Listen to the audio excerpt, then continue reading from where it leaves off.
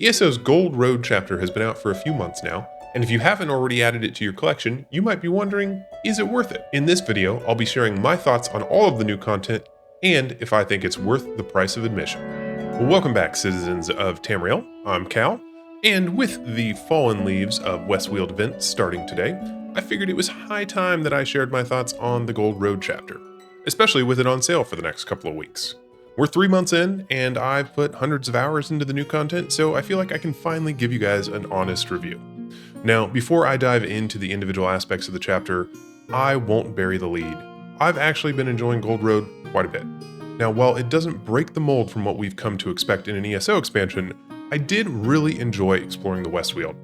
Skingrad is my favorite city to date, as you are all aware, and Scribing, while not necessarily revolutionizing the endgame, it has certainly enabled far greater character customization than we had before, bolstering one of ESO's defining features. Gold Road might not go down as the best ESO chapter of all time, but for me, it brings more to the table than recent chapters have.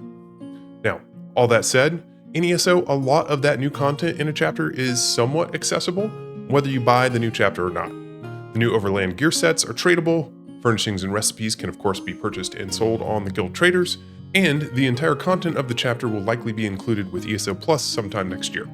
But there are a few good reasons to go ahead and grab that chapter today, especially while it's discounted. First of all, let's talk about the most exciting feature that's exclusive to Gold Road, which of course has to be Scribing, and I stand by what I said when Gold Road was on the PTS.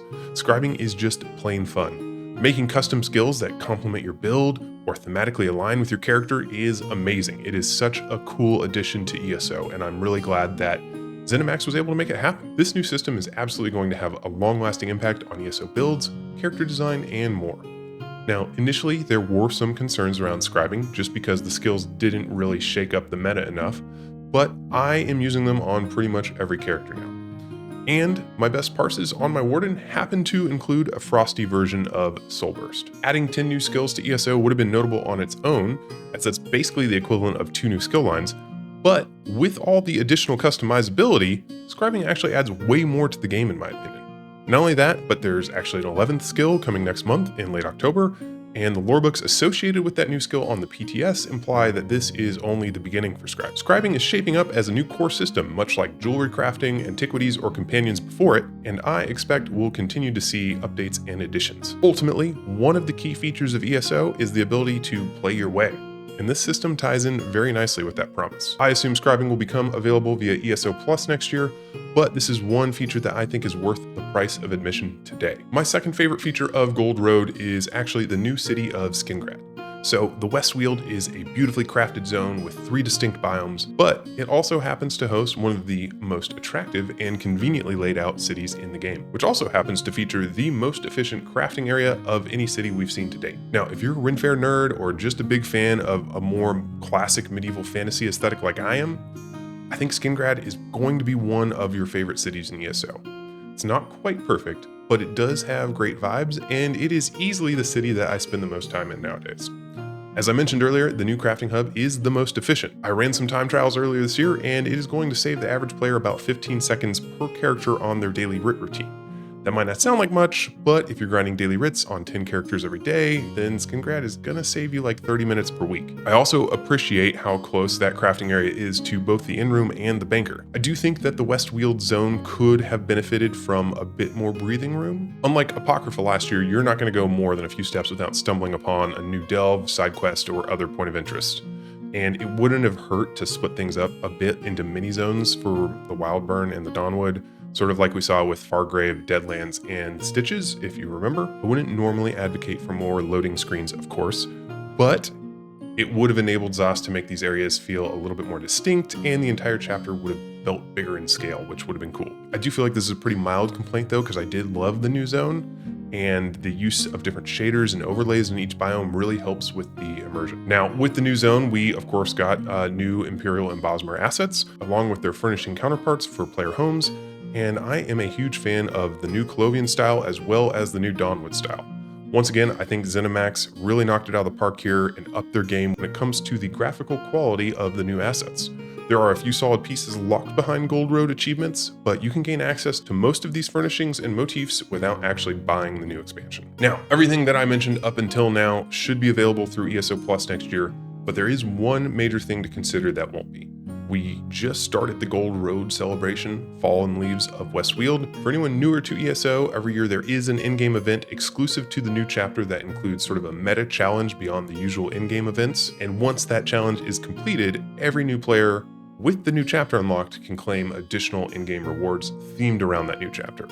And many of those items from past years have remained exclusive to those events. So if you've been considering buying Gold Road, and you like the idea of collecting some exclusive bonuses, now is definitely the time to do it. Those rewards include a Vineyard Voroplasm pet, a new Varla Stone memento, the wacky Russet Brecca mount, which is pretty hilarious. I checked it out on the PTS, the Tree Sap Legion arms pack, and a nesting rewards box that should be filled with valuable items and decorations. And if past chapter celebrations like this are any indication, the pet, the memento, the mount, and that arms pack might be exclusive to this event, and if they are ever available again, would probably require crowns to purchase. Of course, if a few extra event rewards doesn't mean much to you, Gold Road, along with the new scribing system, is likely coming to ESO Plus next summer when the 2025 chapter launches.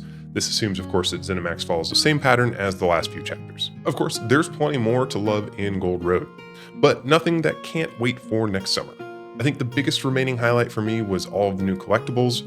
For the second time now, we've actually had an earnable mount that you unlock by completing the major achievements for the new zone, and it is a good one. The new mythic items were actually fun to collect, and none of the leads were locked behind super annoying content or abysmal drop rates. The main story quest was decent, but I think that there was some unrealized potential there. No spoilers here, of course, but I think they could have taken us on more of an ESO what-if adventure, and instead opted for something that I would consider a bit more mundane. I'm not going to get into any details here just because I don't want to spoil anything for anyone out there who hasn't played through the new chapter yet, and I don't typically give much weight to the main story quest anyway when evaluating an expansion or DLC, because I'm only going to spend a few hours playing through that content and then I'll be moving on. I've just found that new classes and game systems are much more impactful to the future of the game than a few hours of story, and more important in evaluating whether or not an expansion is worth it to me. Now, all that said, the main story quest did feel more connected to the side quests of the zone, and in fact forced you to go do some of those side quests.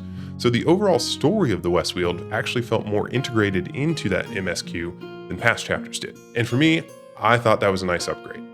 It made those side quests feel less like side quests, and as a result, I actually got more entertainment out of them. You know, they weren't something that I just blasted through real quick. I paid more attention to the voice acting and the storylines, and I think Gold Road actually did a great job here. That entire Bosmer side story with the Dawnwood was fairly captivating, and I loved seeing how the Wood Elf expansion actually created friction with the Colovians already residing in the West Weald. The Haunted Outcast Inn was another highlight for me. I really enjoyed that side story, and it was a lot of fun to play through, something that was a little bit unique out of everything we've seen in ESO to date. So overall, I think Gold Road was another solid chapter for ESO. Skingrad is a great hub city, and Scribing is a game changer. I think the 2024 expansion is a strong addition to ESO, especially for anyone who likes tinkering with their build, collecting mounts and cosmetics, or just enjoys Bosmer and Imperial lore. If you primarily play ESO for the main story though, and you're an ESO Plus subscriber who's already waited this long, you can probably hold off until Gold Road is included with your subscription. So I hope this video was helpful for anyone who has yet to make up their mind on whether or not they want to pick up Gold Road, and that is actually going to be a wrap for today. If you have any questions about West Weald, Skingrad, or other content from the Gold Road chapter, go ahead and drop a comment below and I will do my best to answer. And if you like this video, be sure to subscribe for more ESO outfits, home designs, and play guides. I'd also like to take a moment to thank my patrons for their direct support. I really appreciate you guys helping keep the channel going. If you'd like to join the crew and get your name in these videos, I'll have my Patreon linked in the video cards. You can, of course, support this channel for free by hitting that like button or sharing this video with your guildies. And that's going to do it for me today. I'll see you all for the next one.